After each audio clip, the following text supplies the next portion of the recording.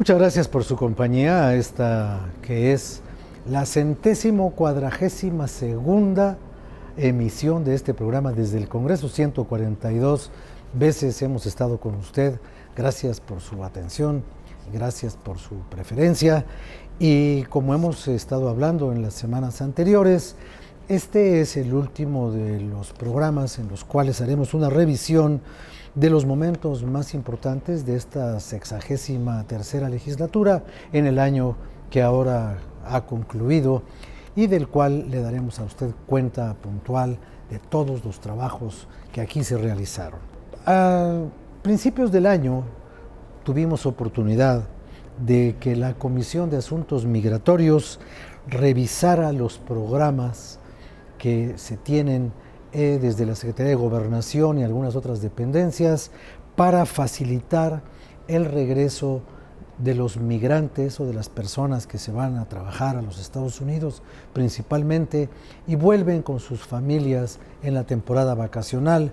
Y en algunas ocasiones son objeto y sujeto de abusos por parte de autoridades incomprensivas que ven la ocasión ya sea de intentar decomisar un vehículo con placas de los Estados Unidos o francamente cometer asaltos en contra de las personas que regresan. Y bueno, pues había, como usted sabe, el programa del diputado amigo, teléfonos a la disposición de las personas que regresaban a sus lugares de origen, pero mejor escuche usted cómo fue presentado aquí.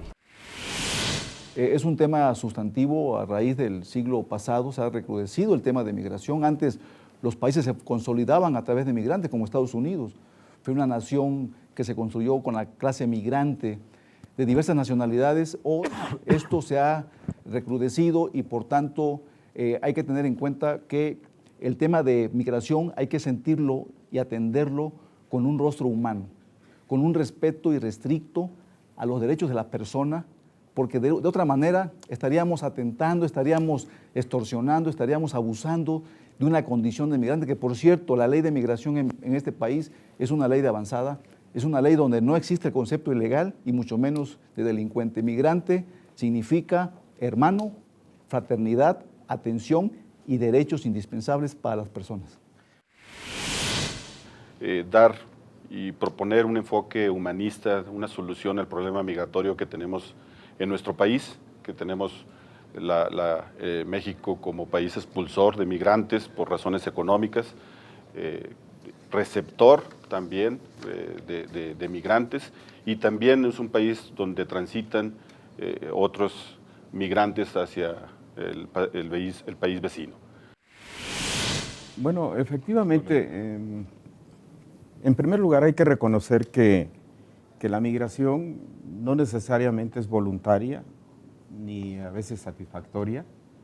Es una necesidad que tiene el migrante por buscar mejores condiciones de vida.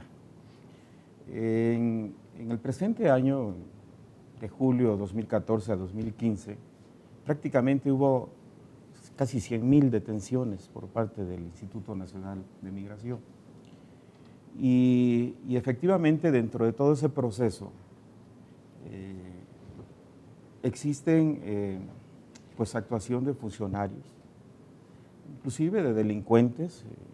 Ahora se dice que hasta la delincuencia organizada está en el proceso de extorsión y de violentar los derechos de los migrantes.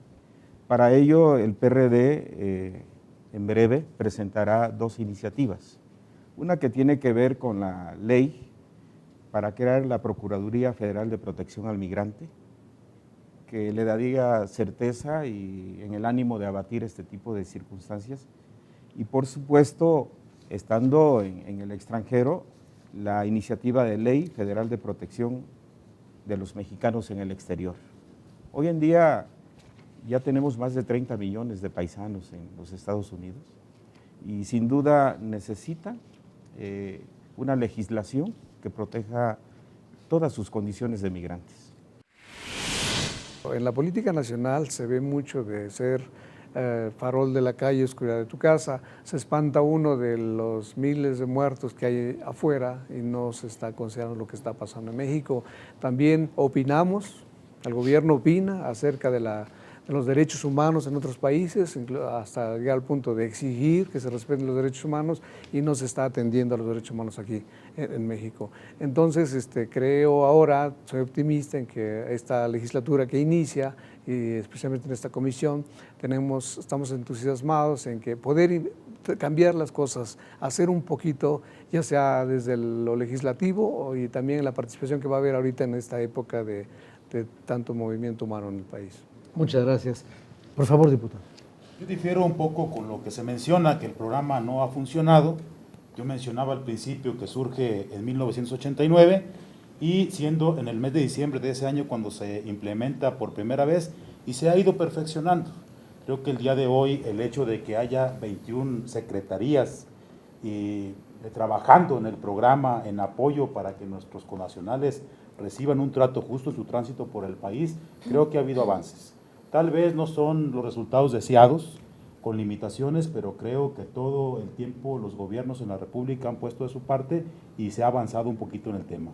Y por supuesto que habrá cosas que perfeccionar y que para eso estamos dispuestos los diputados de esta 63 legislatura a participar en el programa, en la observancia para que se cumplan los objetivos del mismo.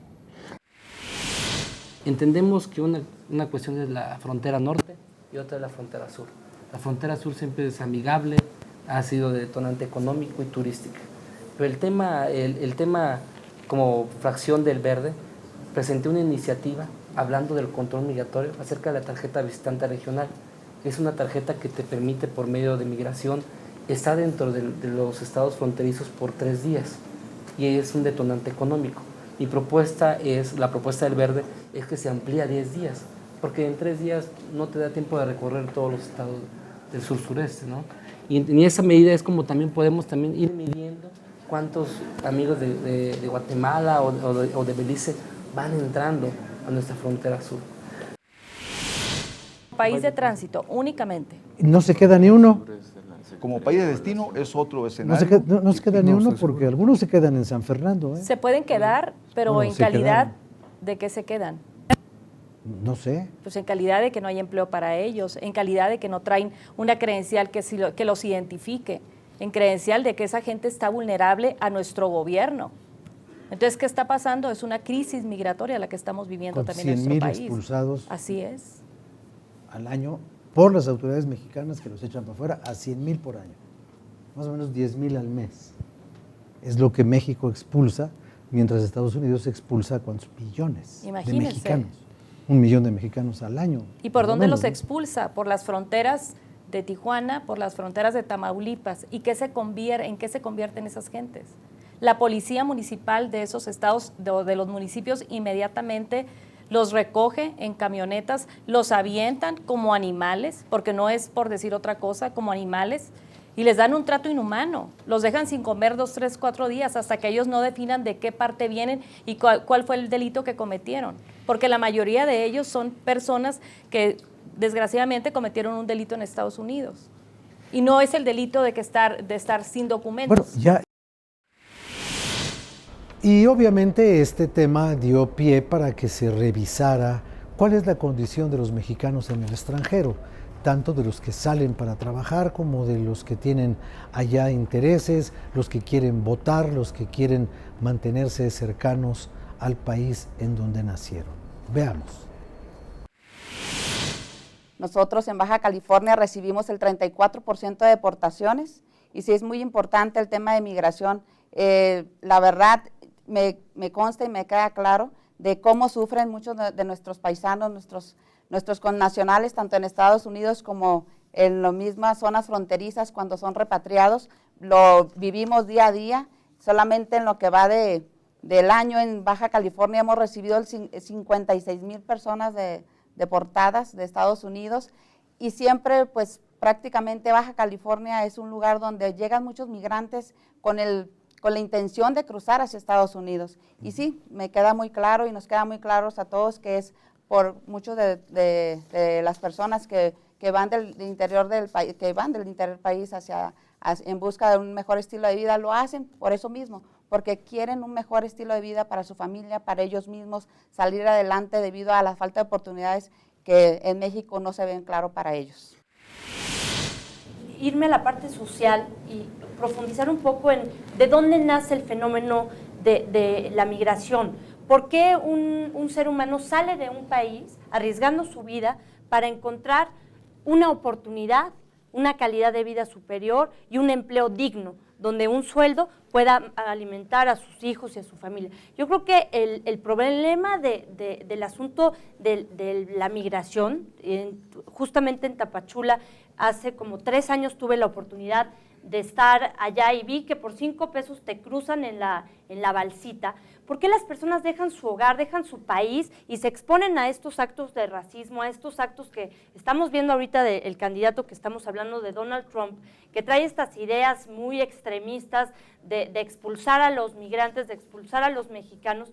Pero partamos de por qué un mexicano sale de su país si en su país está sus tradiciones, su gente.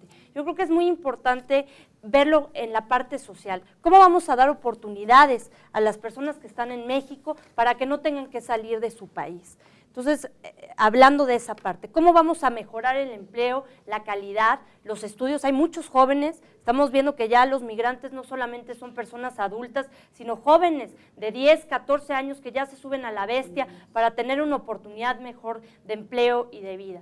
Y bueno, esa es una aportación que quería hacer. Sí. Pues así fue este asunto. Lo invito a que nos acompañe a una pausa y regresamos de inmediato.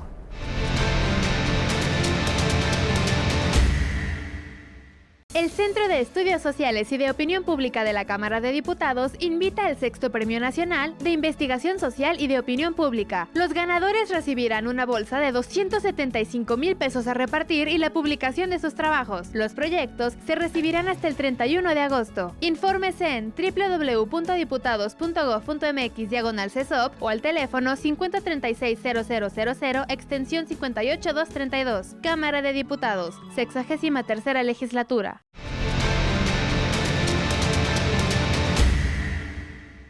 Estoy de regreso con usted para comentar algo que fue sumamente interesante en su momento. Como usted sabe, el próximo año cumpliremos los mexicanos el centenario de nuestra Constitución. Y ya desde ahora y desde hace unos meses se han venido elaborando programas conmemorativos de ese hecho, que incluyen obviamente la revisión de textos antiguos, la creación de exhibiciones, la reproducción facsimilar de constituciones desde el 17 y todas las modificaciones que en 500 ocasiones ha sufrido nuestra Constitución o se ha enriquecido con esas 500 modificaciones, como usted lo quiera ver. Y los dirigentes, los coordinadores de las fracciones parlamentarias estuvieron con nosotros para analizar qué nos ha dejado 100 años de Constitución Nacional. La Constitución de 1917 es el ejemplo clásico de una Constitución originaria, es decir, una Constitución que se lleva a cabo en un momento en donde se da fin a una época, y la Constitución, el escrito, el proceso de reflexión, intenta imaginar un futuro que aún no existe.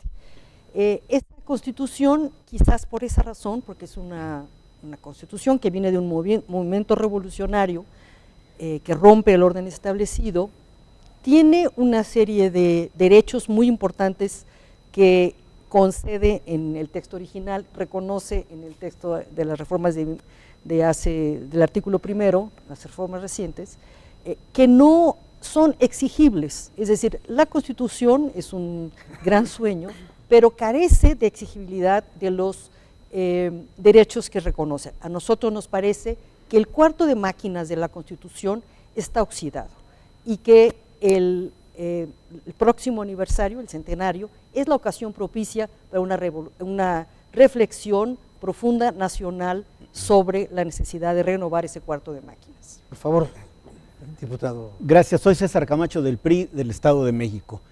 Me parece importante que a 99 años de vigencia de la Constitución, esta no solo esté formalmente vigente, sino en los hechos tiene mucha vida.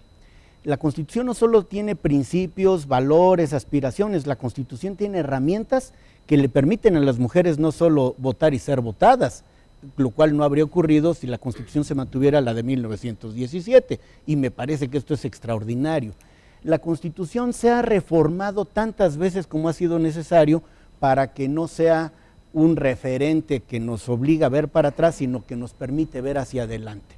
Una Constitución robusta que mantiene, como en 1917, una forma colectiva de ser. Somos una república representativa, democrática, federal, integrada por municipios libres, con derechos ensanchados, sobre todo los derechos de los particulares.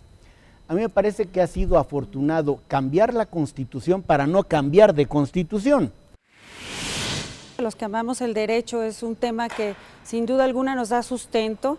La Constitución formó parte de un encuentro democrático y plural entre todas las fuerzas y representado en todos los sectores sociales, que en su momento pudo establecer con toda claridad la necesidad de establecer, por ejemplo, el derecho obrero, en donde somos precursores y fuimos visionarios en esa tarea, la posibilidad de que los campesinos y los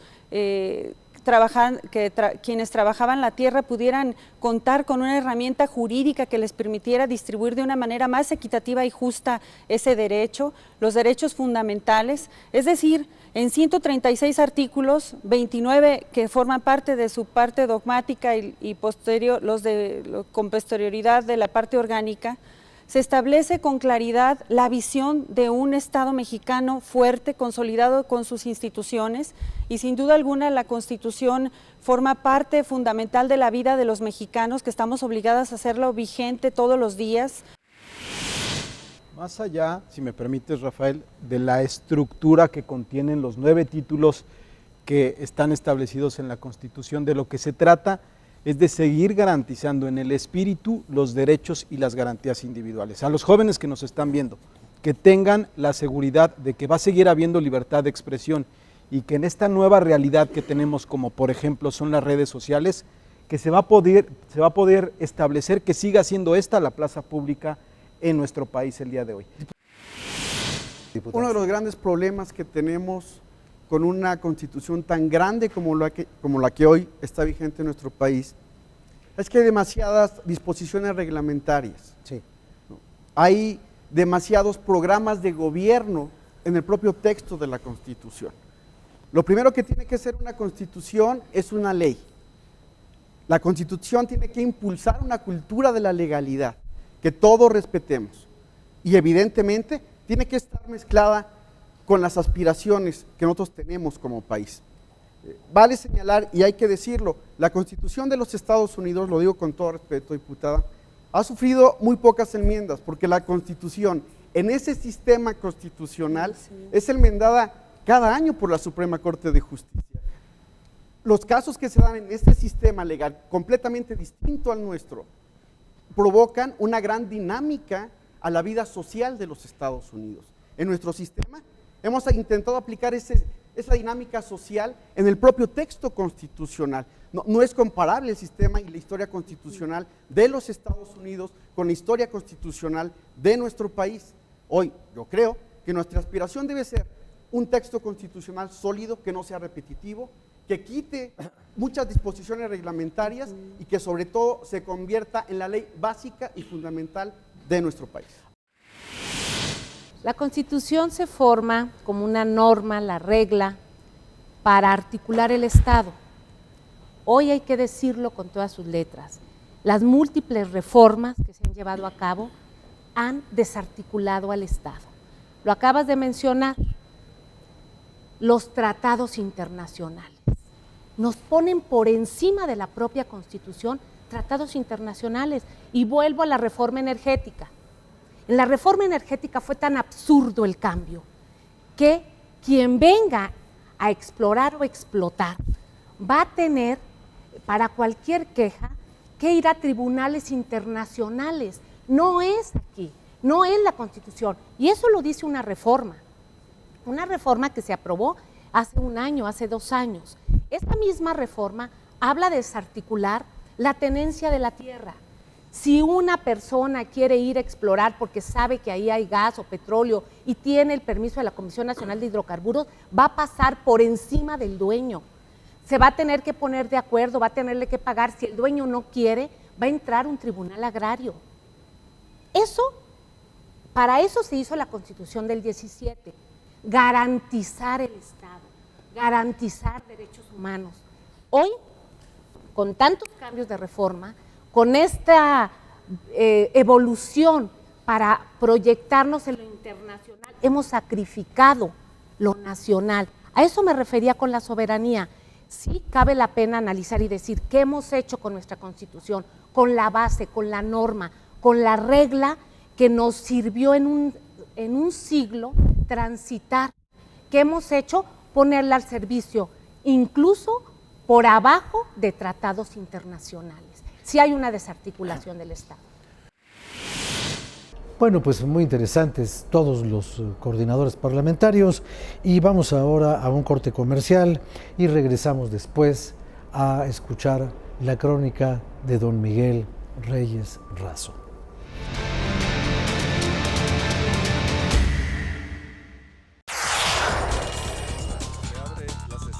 Sigue de cerca el trabajo de los diputados. Infórmate, conoce, entérate y participa.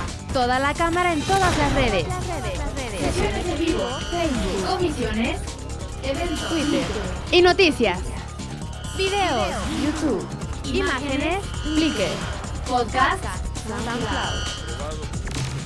Cámara de Diputados, 63ª legislatura.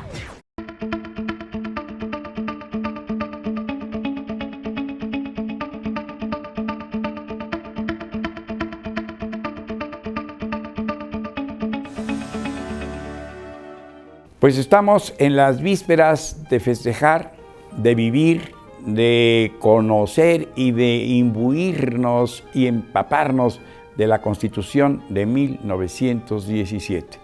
El próximo febrero, el próximo día 5 de febrero, se celebrará el centenario, se cumplirá nuestra Constitución de 1917, exactamente un siglo, una centena de años. Pues va a cumplir 100 años la Constitución. Largo debate, algunos decían que no era necesaria porque la Constitución de 1857 sí que era una gran Constitución, que era la Constitución que primero vota y luego desconoce el presidente Comonfort y da lugar a una más de las convulsiones que vivió México en el siglo XIX. Metido el siglo XX, ya después del triunfo de las fuerzas constitucionalistas, con don Venustiano Carranza a la cabeza, fuéronse los caudillos, fuéronse los grandes líderes de aquel movimiento social, de ese movimiento armado y luego convirtió en un movimiento social, la Revolución Mexicana, a Querétaro, al Teatro de la República, a hacer la Constitución. Grandes debates, 100 años de la Constitución. Una Constitución que fue ejemplo en el mundo, en su letra, porque consagró los derechos sociales, porque se adelantó a muchas constituciones del mundo entero, en verdad, y de repúblicas mucho más avanzadas que la nuestra. Entonces, esa Constitución, a lo largo de 100 años, ha normado la vida mexicana. Sí, es cierto, ha sido objeto de innumerables, incontables, decenas de enmiendas y de reformas. Hay quienes piden, como el político Porfirio Muñoz Ledo, una nueva Constitución. Pero dice la maestra, esta historiadora maravillosa, genial, mexicana, que es la doctora Patricia Galeana, que no es necesaria y que lo importante de una Constitución, que es norma, es decir, así empezaba un libro, norma es una horma para la vida mexicana, para la vida ciudadana, para la vida en comunidad, debe cumplirse. Así de imperfecta, o así de renga, o así de parchada, o así de como se vea, como se le quiera ver, es la Constitución que rige a los mexicanos y a ella, y de ella, por eso así, de ella emanan, deben surgir ordenamientos siempre acordes con el espíritu de la Constitución. Por eso no sé, cuando se dice centro inconstitucional o anticonstitucional, cuando se quiere hacer un ordenamiento que choca, que topa, que provoca un enfrentamiento ríspido, frontal, con la letra de la Carta Magna. Por eso es la Carta Magna. Tuvimos el privilegio de conocer al gran constituyente Jesús Romero Flores, a Ramos Praslo, todavía aquí. El último constituyente fue velado aquí, trajeron el catafalco con el cadáver de don Jesús Romero Flores, un hombre de Michoacán, un hombre director de la Biblioteca del Congreso, un hombre que vivió larga existencia y que produjo esa constitución, dio grandes momentos a la vida mexicana. Quizá envejece, quizá sea necesario reformarla, pero es necesaria ahora que va a surgir una nueva constitución, esta referente relativa al exdistrito federal, hoy Ciudad de México, debe también tener su propio ordenamiento y no ser estrictamente guiada por la Constitución General de la República. Hay que advertir que cada entidad tiene su propia constitución, acorde con sus condiciones, acorde con sus intereses, acorde con las proyecciones y las ambiciones, pero que no chocan, que no riñen, que no se enfrentan, que son consonantes, que son congruentes, que van en la misma vía que la Constitución General, la Constitución Política de los Estados Unidos Mexicanos. Se ha enmendado en cosas que duelen todavía porque el artículo 123, que era ejemplar para los trabajadores, ha sido muy menguado. Han ido perdiendo terreno los trabajadores y esto está a la vista de todos. Ya muchos patrones han olvidado o han sido relevados por lobistas, por negociaciones de muchas obligaciones que los sometía, que los sujetaba la Constitución de 1917, la propia educación, la propia formación, la propia capacitación de sus trabajadores, entre otras cosas, y dar educación también. En fin, estamos en las vísperas, les decía a ustedes, a partir de, yo creo, con la alborada del día 1 del año 17, y quizá antes, el día 1 de septiembre de este año 2016, ya aquí mismo, empiecen a formarse las grandes comisiones y los grandes organismos para festejar, para celebrar, para conmemorar, para decir que tenemos una Constitución que ya cumple 100 años. Los cumplirá en el 2017. Y veremos también, viviremos allá en la Asamblea, en la esquina del Factor, como decía Jacobo Zabludovsky, mi querido maestro, allí en Donceles y Allende, la antigua casona del Congreso, la antigua casona de los diputados, precioso edificio. Bien, ahí radica, ahí se establece y trabaja la Asamblea de la Ciudad de México, o la Gran Tenochtitlan, como escribían antes, y León Portilla, mientras sobrevivan los siglos, no desaparecerá México Tenochtitlan. México Tenochtitlan va a cumplir con su constitución y el país todo va a estar celebrando 100 años de ella el año 17. Esperamos estar aquí desde el Congreso para reseñarle cómo y qué se ha hecho para celebrar tan gran fecha. 100 años de la Constitución Política de los Estados Unidos Mexicanos. Soy Miguel Reyes Razo, su servidor. Hasta la próxima.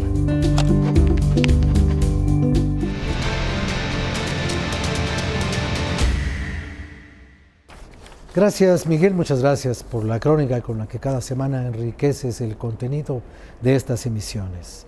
Bueno, uno de los temas que tiene relación con el Sistema Nacional Anticorrupción, del que ya habíamos hablado antes, es el establecimiento, la creación, por primera vez en la historia legislativa de la Cámara de Diputados, de un código de ética para los representantes, y fue una iniciativa presentada por quien fuera efímera dirigente del Partido Revolucionario Institucional, la diputada Carolina Monroy, obviamente del Estado de México. Seguramente usted estuvo presente en este programa, pero no está por demás recordar todo lo que ahí se dijo sobre esta necesidad ética de darles un código a los diputados. Al inicio del primer periodo ordinario de sesiones el año pasado, fue que presentamos en el Pleno de la Cámara la necesidad, pues, de tener un código de ética. Por un lado, hay que recordar que el Poder Ejecutivo Federal lo tiene desde 2002. El Tribunal de Justicia, la Suprema Corte de Justicia, desde 2004, y nosotros hemos estado en esa ausencia. Nos pareció también a mi bancada, al Revolucionario Institucional, que era el momento preciso para establecer reglas. Iniciaba esta 63 legislatura, Y también acordémonos pues que ha habido otros intentos en legislaturas anteriores. Entonces, nos propusimos desde el primer día de la actual sacarlo adelante. La verdad es que nos sentimos satisfechos, ha sido un esfuerzo de todos los partidos políticos, hoy amigos aquí compartiendo este logro, porque no es un logro individual y mucho menos de un solo instituto político. Es un documento interno, desde luego, que emana de la voluntad de los partidos políticos, pero lleva exactamente el mismo proceso. Se integró un proyecto de decreto que en nuestra bancada del Revolucionario Institucional dirigió, como corresponde, a la Comisión de Reglamentación, presidida precisamente por Jorge Triana. El Partido Acción Nacional hizo también algunas observaciones, algunas aportaciones. La iniciativa fue del PRI, por Así llamarle es. iniciativa en Sí, términos legislativos. Una iniciativa... Pues para clarificar el proceso, es un dictamen a dos iniciativas. Una ciertamente de la diputada Carolina Monroy y otra que presentó un servidor hace aproximadamente 3 semanas. Y se hizo un solo dictamen por las dos. El procedimiento es como de cualquier otra ley. Se fue turnado a la Comisión de Régimen, Reglamentos y Prácticas Parlamentarias, fue votada por unanimidad en la Comisión de Régimen, Reglamentos y Prácticas Parlamentarias este proyecto de dictamen que incluye 2 iniciativas. Eso es muy importante clarificarlo. Es raro que se dé esta situación, digamos, o sea, es raro que coincidan 2 iniciativas en el mismo sentido, de 2 partidos distintos. Digamos que con las 2 iniciativas se logró un solo documento. Un solo se hizo dictamen. un documento, y es una, no híbrido, pero sí un documento. Y no es un documento interno, documento es una final. reforma al artículo 8 de nuestro reglamento. Esto es una parte también importante. El artículo 8 de nuestro reglamento nos refiere a un código de ética que no existía ciertamente, que fue iniciativa en principio de la diputada Carolina Monroy, pero es una reforma al reglamento que ya existe, por lo tanto pasó por... Pero es el reglamento interno pero de la Cámara de Diputados. sí es un documento estrictamente interno, que todos asumimos. Y el punto de vista o los puntos de vista de las diferentes fracciones me parece que enriquecieron. Fue una iniciativa ciertamente nuestra, pero también al principio personalmente refería que no pretendemos siquiera que se nos atribuya el mérito exclusivo. No, sí fue iniciativa del PRI, sí tuve el honor y la oportunidad de presentarlo, pero gracias a la participación de todos, del Partido Acción Nacional, de PES, Movimiento Ciudadano, del PRD, que también nos hizo el favor de emitir algunas opiniones, creo que se logró un buen documento, que es así como debe ser. De hecho, claro, Movimiento Ciudadano incluso puso a disposición de este dictamen su código de ética interno del grupo parlamentario y retomamos varias ideas sobre lo que ellos manejaban. Eso es lo fabuloso de esto. Que claro que a partir, bueno, este no es el primer intento, ha habido 5 intentos previos. Es el 6º intento. Tú ya lo habías presentado en otra legislatura. Lo cierto es que ha habido muchas voces disonantes con respecto a la aprobación de este código. Hay quien se atreve a decir que tiene que ver con nuestro ocio, que les invitaría a estar presentes y a conocer nuestras actividades y entenderían que el ocio no tiene nada que ver con nuestro trabajo, pero sí hay un tema muy importante que a mí me gustaría sacar a relucir. Por un lado, la Organización para la Cooperación y el Desarrollo Económico, la OCDE, nos ha marcado claramente la necesidad de asumir este tipo de acciones, porque lo que debiera de ser no siempre es, y esto nos acerca a tener mucha claridad en cuál debe ser nuestra conducta. Si todo estuviera bien, te diría no tendría que haber leyes, pero no es cierto, las leyes nos van marcando y el código de ética no es la diferencia. Y el otro tema que es muy importante, a mí me parece muy importante porque estoy involucrada en el tema de niñez, es la encuesta que se hizo a los niños, a la consulta nacional el año pasado, en el 2015, durante las elecciones, nos arrojó que los niños no creen en las autoridades y los adolescentes solo el 5% confía en las autoridades. Eso es un tema muy delicado que implica que mucha de la falta de la confianza de ellos tiene que ver con acciones de corrupción, con comportamientos no éticos que tienen que erradicarse de muchas maneras, y el código de ética es una manera muy palpable de trabajar en esa erradicación, por lo menos desde la legislatura. Si me permiten, miren, diputado. ¿Qué es ética? Es la serie de normas de conducta que derivan de nuestra propia naturaleza y nos llevan a hacer el bien y evitar el mal. Así de abstracto, pero así de importante. O como decía Aristóteles, el estagerita, no el nuestro, El griego decía que es que en Jalisco tenemos uno, Sí, que no. no, Sí, no ese es cobra filósofo, impuestos. Y en el SAT hay otro, no es filósofo precisamente, y hay otro que es allá pero de- el bueno que es el griego decía que es el uso correcto de las cosas. Hablando de un poder público, yo me refiero a que estamos comprometiéndonos a hacer el uso correcto del poder que tenemos como diputados, que no es otra cosa que usarlo en beneficio del pueblo a quien representamos. Así de sencillo.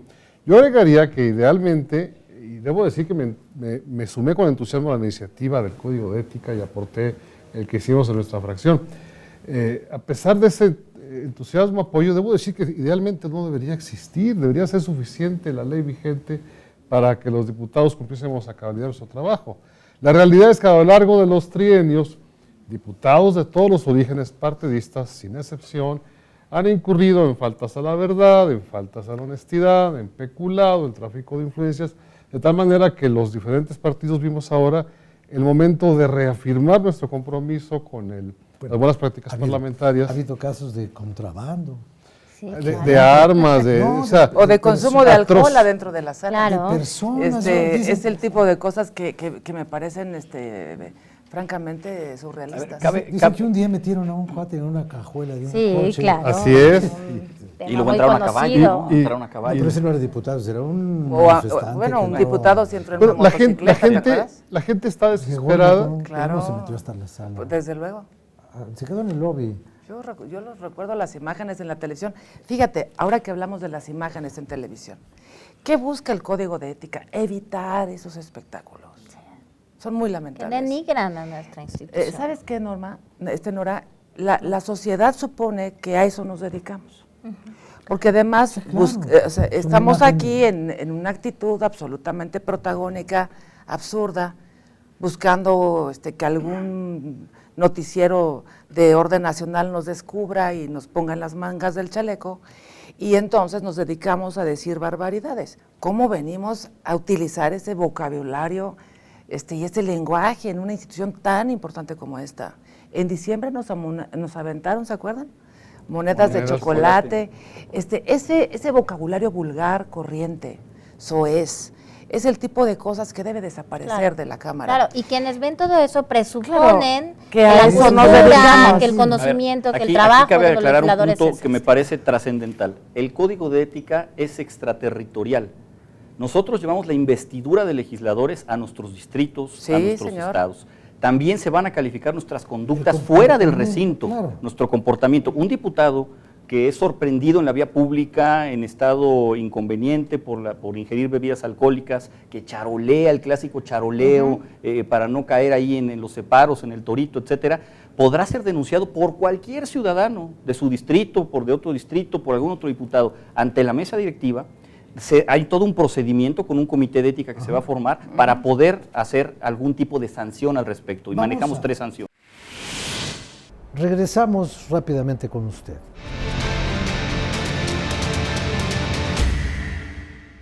El Centro de Estudios Sociales y de Opinión Pública de la Cámara de Diputados invita al 6º Premio Nacional de Investigación Social y de Opinión Pública. Los ganadores recibirán una bolsa de 275,000 pesos a repartir y la publicación de sus trabajos. Los proyectos se recibirán hasta el 31 de agosto. Infórmese en www.diputados.gov.mx/CESOP o al teléfono 5036-0000, extensión 58232. Cámara de Diputados, 63ª Legislatura. Gracias, volvemos a esta emisión de Desde el Congreso. Bueno, también hubo un breve periodo extraordinario en este año que ahora termina en cuanto a lo legislativo, y fue porque se manejó un juicio de procedencia para desaforar a la diputada local Lucero Sánchez. Usted sabe que a esta señora la sorprendieron en una visita al penal de máxima seguridad para ir a saludar al señor Chapo Guzmán. Y el señor Chapo Guzmán la esperaba allí, pero ella no quiso que se supiera quién era en realidad, falsificó algunas credenciales, unos documentos, y por esa felonía fue simplemente desaforada y está en proceso judicial su caso. Esto dio puerta para que se hiciera un debate sobre si los diputados deben seguir teniendo o no deben tener fuero. El fuero es estado excepcional que los pone fuera de las leyes a las que estamos sometidos todos los demás. Este fue el debate tanto del fuero como del desafuero. Hay funciones sustantivas en la administración pública y en los poderes del Estado que no pueden entorpecerse o verse obstruidas por una orden de aprehensión. ¿Sí? Un ministro de la Corte no puede llegar de repente y decir que queda excluido del colegiado de la Corte porque tiene una orden de aprehensión. Aunque haya matado a su mamá. Por eso hay un procedimiento para garantizar la funcionalidad del Estado. Aunque haya matado a su mamá, hay fuero y no se aplica. No se aplica correctamente. O sea, la inmunidad que tiene o la protección que le da la ley no se aplica correctamente porque hay conflicto de intereses. La historia reciente nos lo dice. ¿Cuántos juicios de procedencia o juicios políticos ha procesado la Cámara de Diputados? El último fue Andrés López Obrador. Juicio político por un conflicto de un predio. Y el de Godoy, ¿no? Y Godoy por estar vinculado con delincuencia organizada, y este tercero, sí. ¿Y cuántos juicios tenemos registrados, peticiones contra funcionarios públicos, contra diputados, senadores? Hay juicios, decenas de juicios registrados en la dirección jurídica de esta Cámara que ahí están, guardando el sueño de los justos.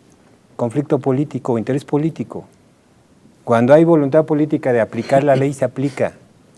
Pero como dice el dicho popular, valdría un poco la pena explicar cómo es esto, porque, a ver, hay una comisión especial en la Cámara para establecer el llamado juicio de procedencia.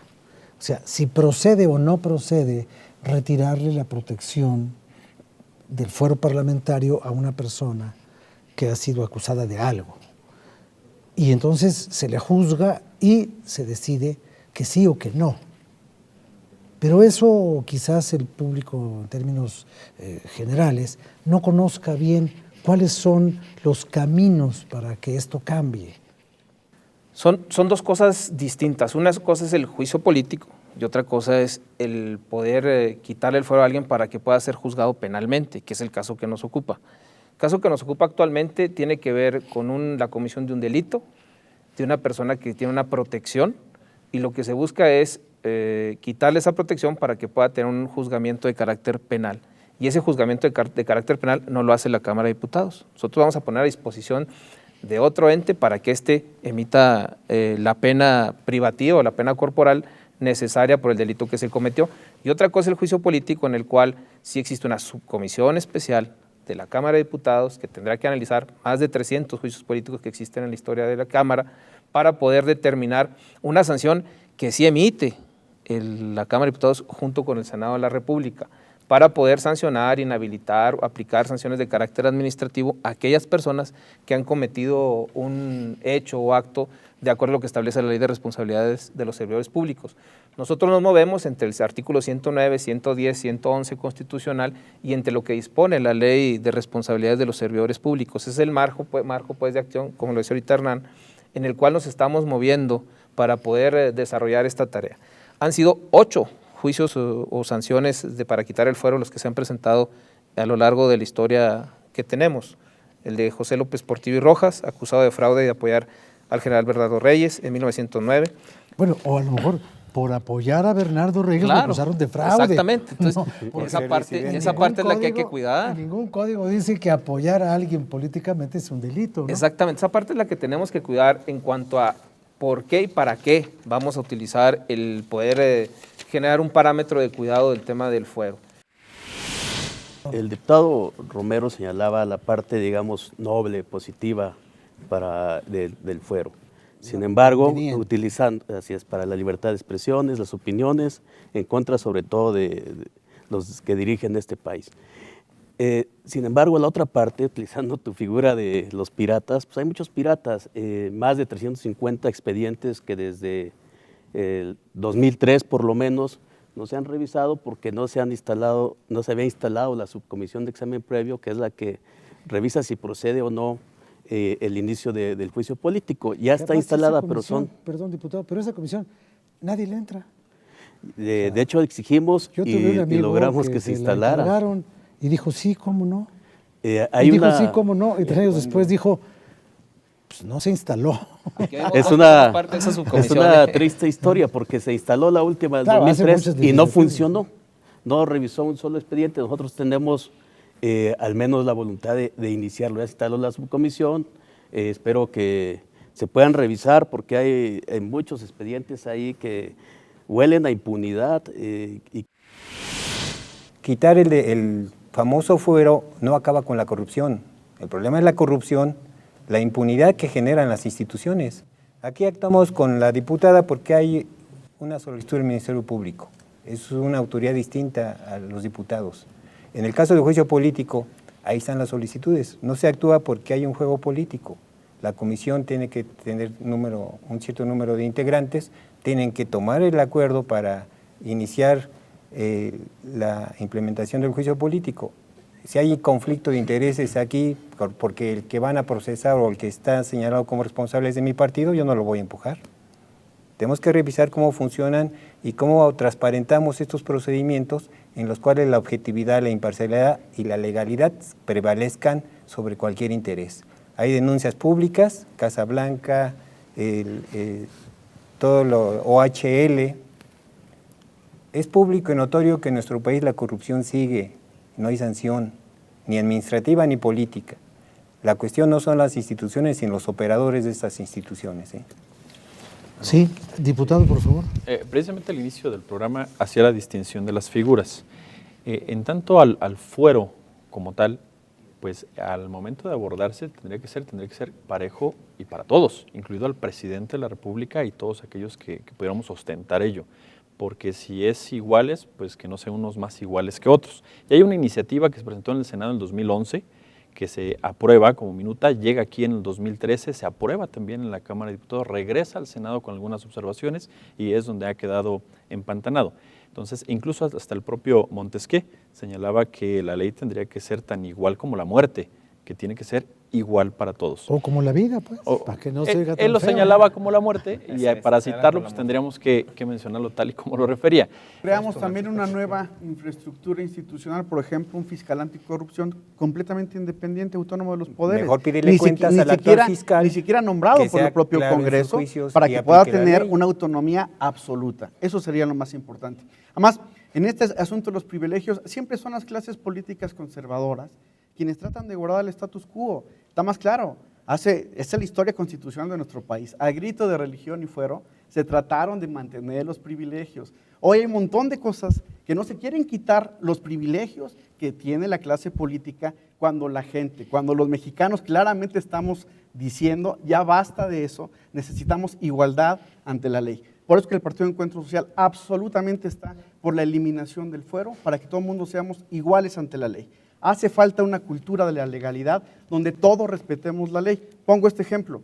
En Estados Unidos, Bill Clinton estuvo a punto de ser juzgado, de caer en un impeachment, no porque anduvo con una becaria. No, porque dijo una mentira. Porque le dijo una mentira a un juez, porque el hombre violó la ley y aunque fuera el presidente de la República, el presidente del país más poderoso, el hombre había cometido un delito. Eso es lo que queremos, que haya una cultura de la legalidad donde todo el mundo respetemos la ley y los primeros que la tienen que respetar son los funcionarios públicos, es el presidente de la República, son los ministros de la Suprema Corte de Justicia y desde luego los diputados y los senadores. Y bueno, pues con esto yo concluyo esta emisión. Le agradezco mucho su tiempo, su participación. Este es el último programa de esta serie revisora de los hechos y los personajes que aquí en la Cámara de Diputados escribieron un año más de trabajo en esta que ha sido y que sigue siendo hasta el próximo año la 63ª legislatura. Le agradezco mucho su compañía. Buenas noches.